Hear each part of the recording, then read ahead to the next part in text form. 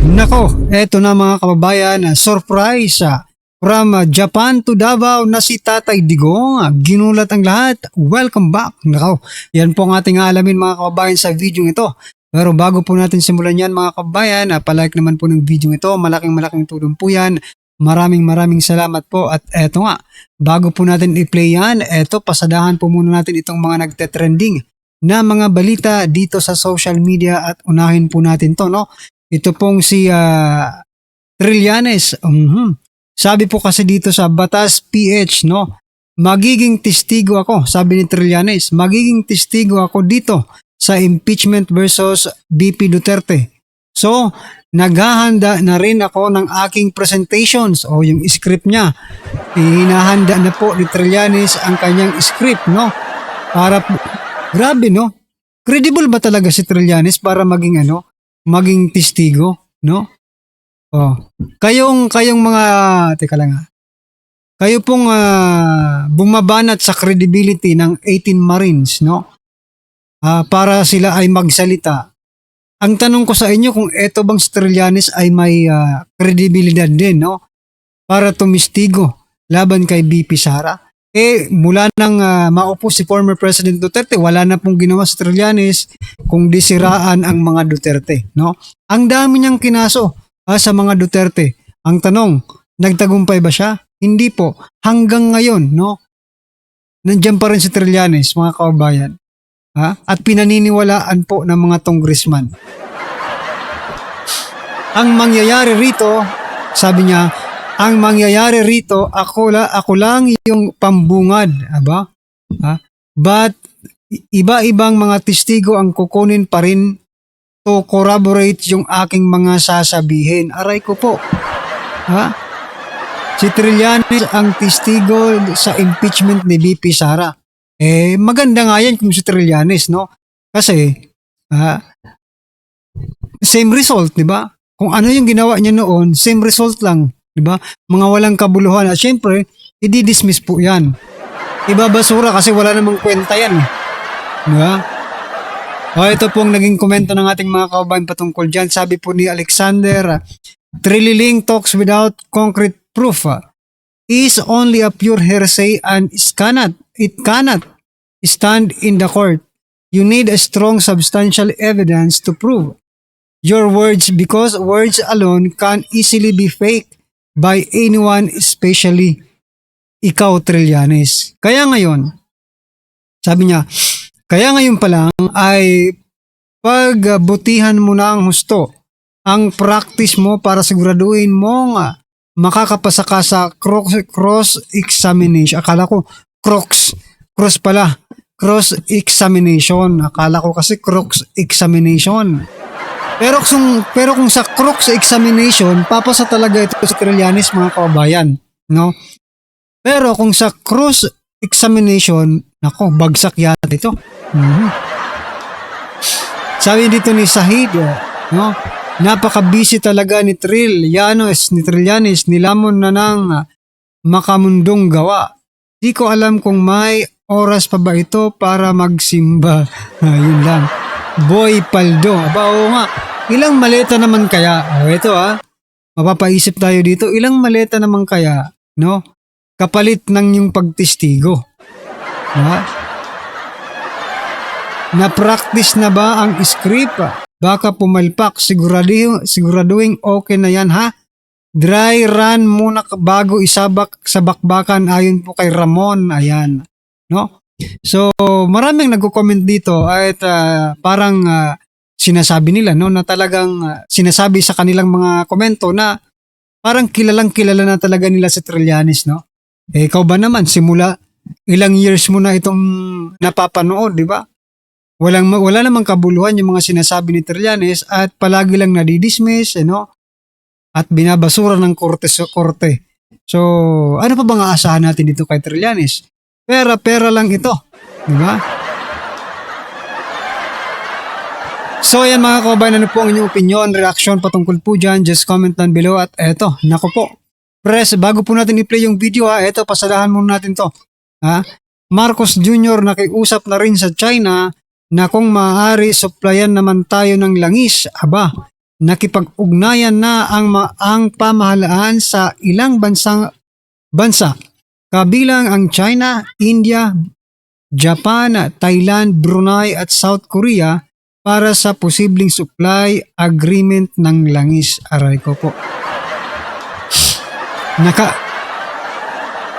Nakakaya lang, no? Pagdating sa China, nakakaya lang po kasi matapos mong banatan, matapos mong awayin, no? Yung China, matapos nyong siraan, okay? Oh. Sa kanila rin pala kayo lalapit, no? Sa oras ng kagipitan, sa China pa rin kakapit pala, 'di ba? Paano yung US? Bakit hindi na sama dito yung US, 'di ba? Malapit kayo sa US tapos sa China kayo hihingi ng tulong. Hindi ba nakakahiya yan sa US, mga kababayan? 'Di ba? Oh, anyway, ito pong naging komento ng ating mga kabayan patungkol dyan. Sabi po ni Jiba Haji, ibig sabihin ay hindi na nakakaangkat ng petrolyo ang Pinas, pero bakit pumatak na sa 110 kada litro ang presyo ng diesel? Tila nakikipagsabuatan ang gobyerno sa mga businessmen sa Pilipinas para samantalahin ang taong bayan. Correct.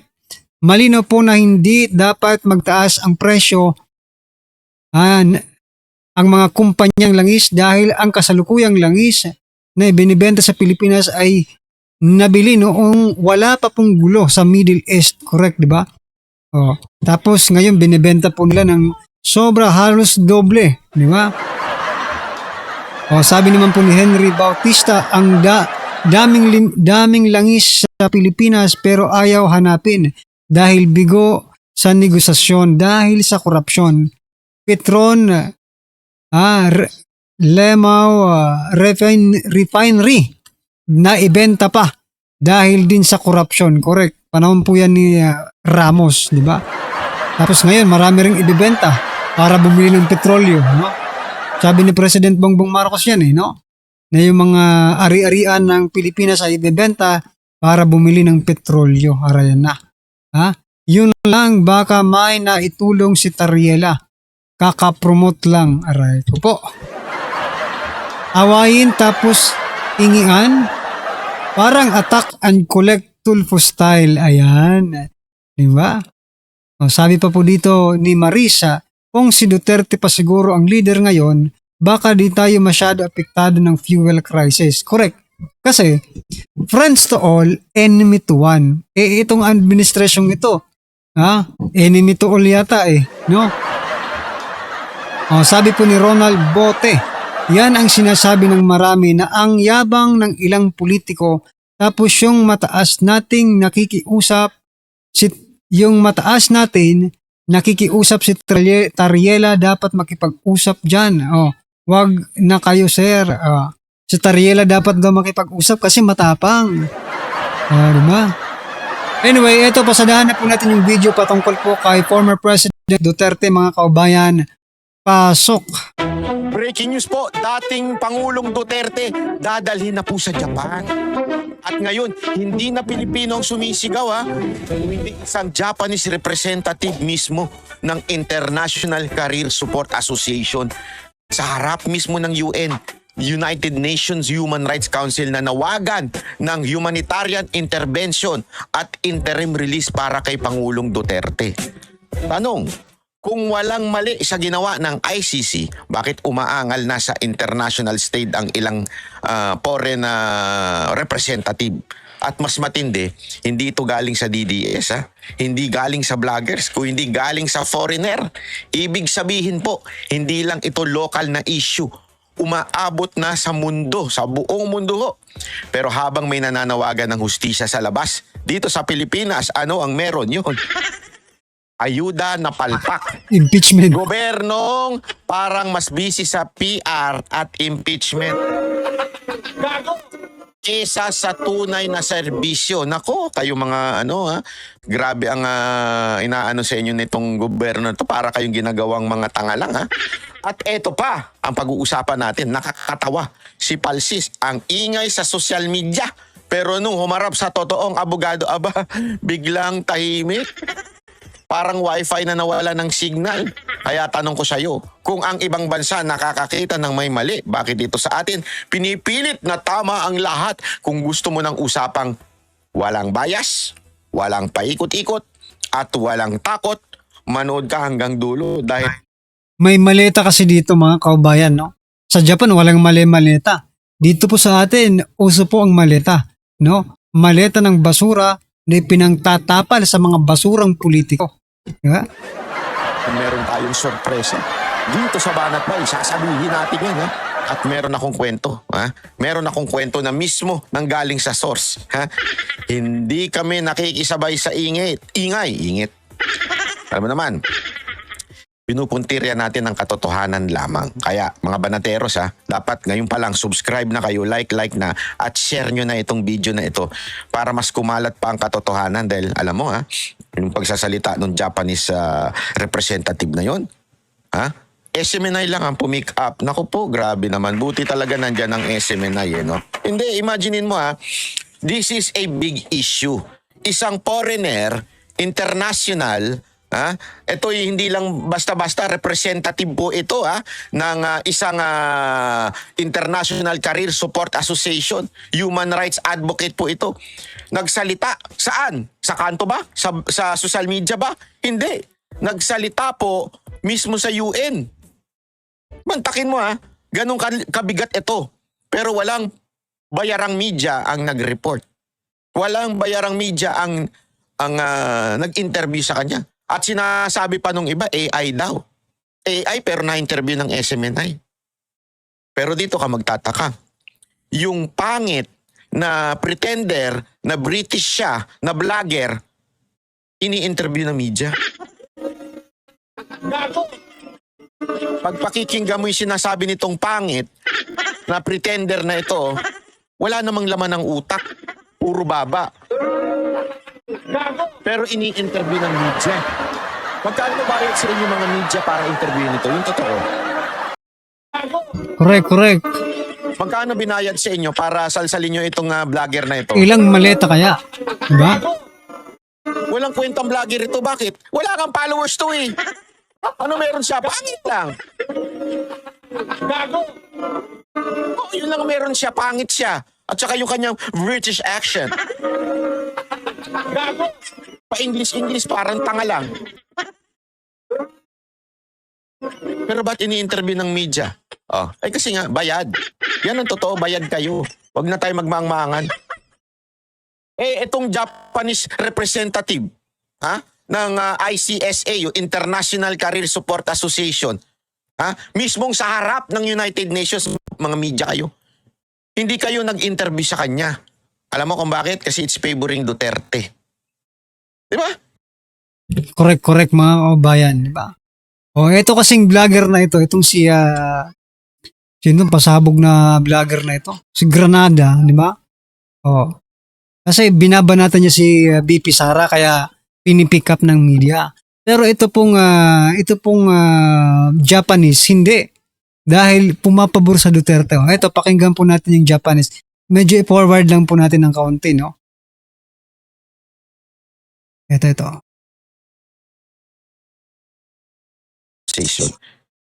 I-ano mo, take the side of this person kasi you know how the president of the Philippines, the former president of the Philippines have a good relationship with Japan. Paano ko nasabi yung panoorin natin to? Ito. Inilahad ng isang Japanese human rights advocate kung bakit maraming Hapon ang sumusuporta kay dating Pangulong Rodrigo Duterte. Alamin ang detalye sa report ni Guy Saito mula sa Tokyo, Japan. Ibinahagi ng isang Japanese national ang positibong impresyon ng mga Hapon kay dating Pangulong Rodrigo Duterte. You know, I have a very good impression when President Duterte met our emperor in Japan. And he behaved very good. And Japanese people really appreciate it. Grabe, no? Yun lang that simple gesture. Kasi alam niyo, napaka-particular ng Japanese dyan. Alam niyo yan, mga taga-Japan. Alam niyo yan. Paano kung si President Bongbong Marcos Jr., no? Yung gesture kaya ni President Bongbong Marcos Jr. nagugustuhan ng Japan? Yung kung ano-anong, di ba? yung paulit-ulit na mga pagsasalita niya. Tapos yung pagtulo ng sipon niya. Aray ko po. Diba? Magustuhan kaya yun ng Japan, mga kababayan? Nako. Diba ang Japanese culture napaka-importante sa kanila nung respeto, honor, yung ano mo, yung demure mo, kung paano ka demure, ano yun? Hindi ko alam kung ano yung word na yun, basta yun. Diba yung totoo naman yung kanilang, grabe ho yung ano nila Kailangan talagang kagalang-galang ka, tama yung ginagawa mo, or else medyo ang baba ng tingin sa'yo. Yan, totoo hindi ako nagbibiro. Ganyan talaga sa Japan. Tuloy. Ayon kay Shunichi Fujiki, nagkaroon ng magandang impresyon ng mga Hapon kay Duterte, lalo na sa naging asal nito sa pakikipagpulong noon sa Emperor ng Japan noong 2017. Dagdag pa niya, tumatak din ang malapit na pagkakaibigan ng dating Pangulo kay yumaong Prime Minister Shinzo Abe. Prime Minister Abe, who was assassinated, unfortunately, but he's the only one who was invited to Mr. Duterte, President Duterte's home as a friend. Right, so this is one of the reasons that I admire President Duterte, and now he's in a very bad shape, in a very bad health condition. Sa isang privilege speech noong March 11, nanawagan si Fujiki sa United Nations Human Rights Council. Isipin mo isang Prime Minister. Mabigat ito, ladies and gentlemen. Prime Minister po nagpunta mismo doon sa bahay ni Pangulong Duterte. That is something. That is yung magpunta ka sa palasyo, yung mismong opisina ng presidente, okay yun. I mean, part yun minsan talagang diplomatic Pero yung pumunta ka sa bahay, iba usapan na yun. Yun ay ibig sabihin sa kanila ay isang gesture na ito ay kaibigan ko talaga. Ito ay talagang meron kaming magandang relationship.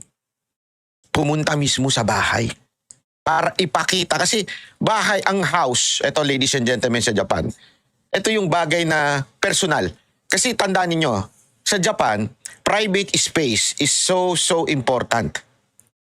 Yung espasyo mo sa sarili mo, privacy, very special yan for them. Hindi katulad sa atin, chismisan.